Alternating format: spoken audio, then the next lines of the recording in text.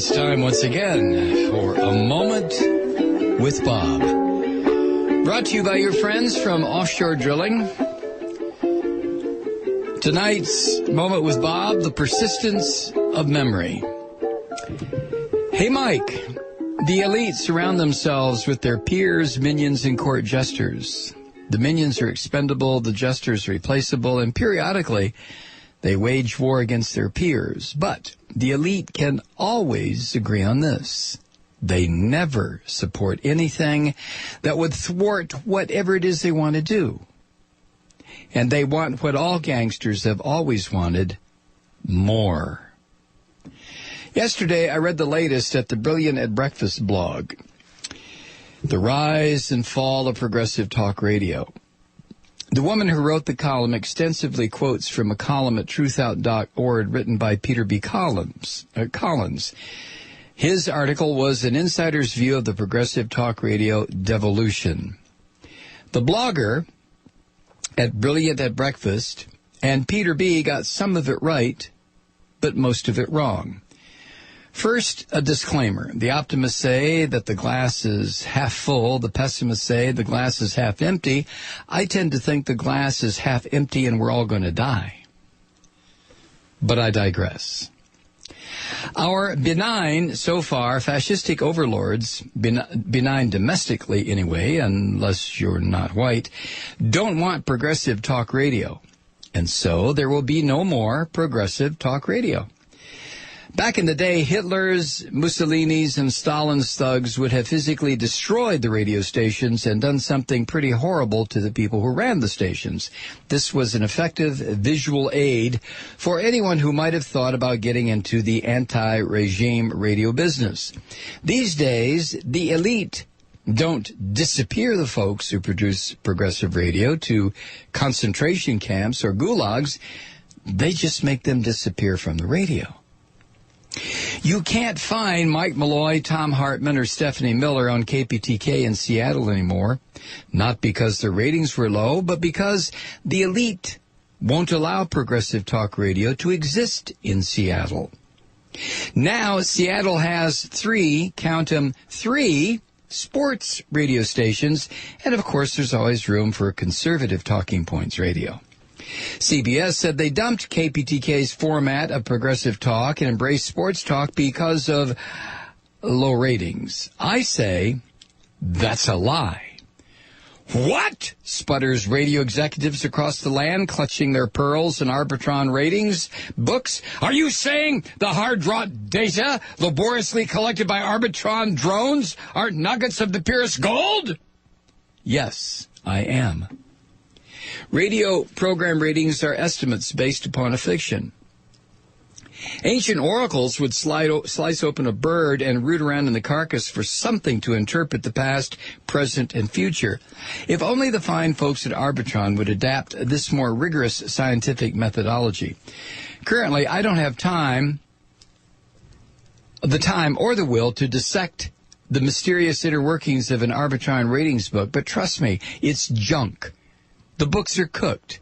If we really lived in the reality as described by Arbitron, pocket watches would hang limply from the limbs of barren trees. Progressive talk is disappearing from the radio because that's what happens when an open society is transforming itself to a closed society. Just ask Naomi Wolf.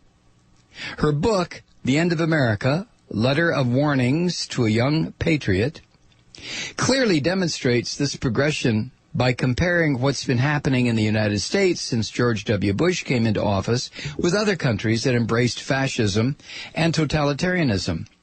She put together a fascistic to-do list from the playbooks of Mussolini, Hitler, and Stalin. Here are some of her ideas. Invoke an internal and external threat. Before 9/11, nobody had ever heard of Al-Qaeda. Now they're everywhere. Establish secret prisons. Sherwood Ross reported in the Public Record, quote, 28 nations have cooperated with the U.S. to detain in their prisons and sometimes to interrogate and torture suspects arrested as part of the U.S. so-called war on terror, end quote. Develop a paramilitary force. Blackwater changed their name to XZ Services, and since nobody was really sure how to pronounce that, they changed their name again to Academy. Academy is currently the largest of the U.S. State Department's 3 private security contractors. Surveil ordinary citizens. We've been warrantlessly wiretapped since before 9/11. That's right. It turns out that 7 months before 9/11, the Bush-Cheney regime instructed the National Security Agency to force American telecommunications companies to spy illegally on Americans. Infiltrate citizens groups. From the 2000 edition of Project Censored, quote, law enforcement agencies spy on innocent citizens, end quote. Arbitrarily detain and release citizens.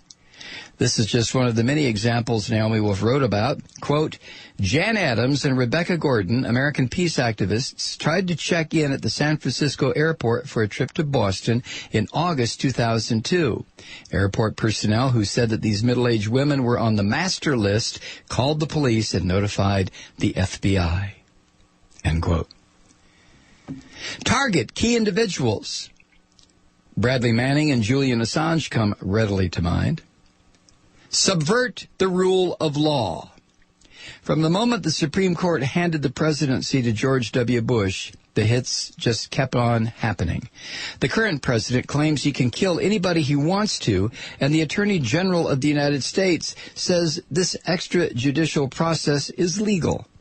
Some dim bulbs out there probably think extrajudicial is a good thing, like extra crispy. Restrict the press. If a lapdog suddenly wants to act like a watchdog, it invariably becomes an unemployed dog. Just ask Dan Rather. And this is a part of the playbook that pertains to the current state of progressive talk radio. It's not necessary to fire the guy on the soapbox. That's too messy in public. If you own the soapbox, you just pull it out from under him and give it to somebody else. Preferably to someone who has memorized sports statistics. And another avenue of information is gone. The Brilliant at Breakfast blogger and Peter B. Collins are correct when they say the Democratic leadership has never supported progressive radio. But why is that surprising? The Democratic Party has morphed over the last 3 decades into the Democratic Party Incorporated. The oratory has gotten better. Obama's speeches are breathtaking, but the policies are designed for the elite. The horrors initiated by the Bush-Cheney regime are all still in place. Obama has refined some of them and made up a few of his own. If you get all your information from the nightly news, you wouldn't know anything about the chilling aspects of the National Defense Authorization Act Obama signed into law on New Year's Eve 2011. As Chris Hedges wrote, though, quote, this is, in essence, extraordinary rendition of U.S. citizens. It empowers the government to ship detainees to the jails of some of the most repressive regimes on earth, end quote. One by one, the lights go out. Technology might make it possible for progressive talk to be accessible in some other forms. But for the rest of us driving down a dark road in the middle of the night with nothing but sports talk on the radio, we'll hope we can find our way with only the persistence of memory. We will try to remember how things used to be and hope that we'll be good enough to get us safely home. Regards, Bob.